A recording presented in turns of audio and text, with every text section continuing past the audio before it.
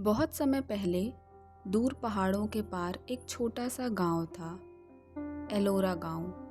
कहा जाता था कि उस गांव के पास का जंगल रात होते ही बातें करता था।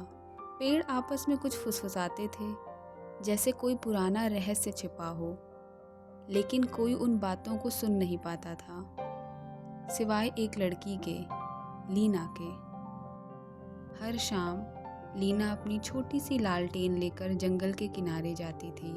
हवा में सोने जैसे चमकते कण तैरते रहते और लीना मुस्कुराकर कहती, गुड इवनिंग मेरे पेड़ों। तभी पेड़ों में से एक धीमी सी फुसफुसाहट आती, स्वागत है लीना।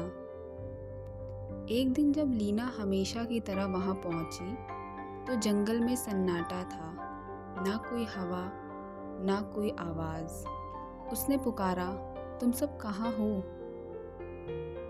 अचानक जमीन पर पड़े सुनहरे पत्ते हिलने लगे। घूमते घूमते उन्होंने कुछ बाहर निकाला, एक पुरानी लकड़ी का डिब्बा।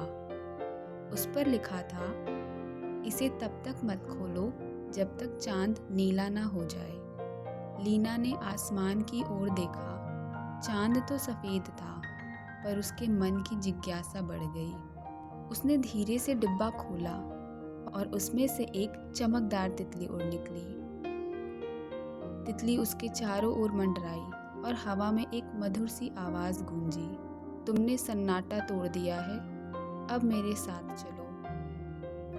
लीना चौंक गई, पर डरी नहीं। वो तितली के पीछे पीछे जंगल के भीतर चली गई। जैसे जैसे वो आगे बढ़ी, पेड़ों की छाल पर नीली रोशनी चमकने लगी, जैसे कोई पुराना जादू फिर से जाग उठा हो।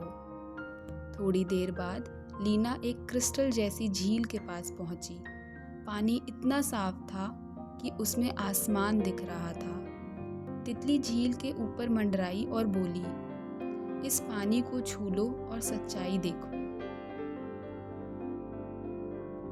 लीना ने झुककर अपनी उंगलियां पानी में डुबो दी और झील के भीतर उसे एक छिपा हुआ महल दिखाई दिया। उसी पल आसमान में चांद नीला हो गया और जंगल की सारी आवाजें एक साथ गूंज उठी। थैंक यू लीना, तुमने हमें आज़ाद कर दिया।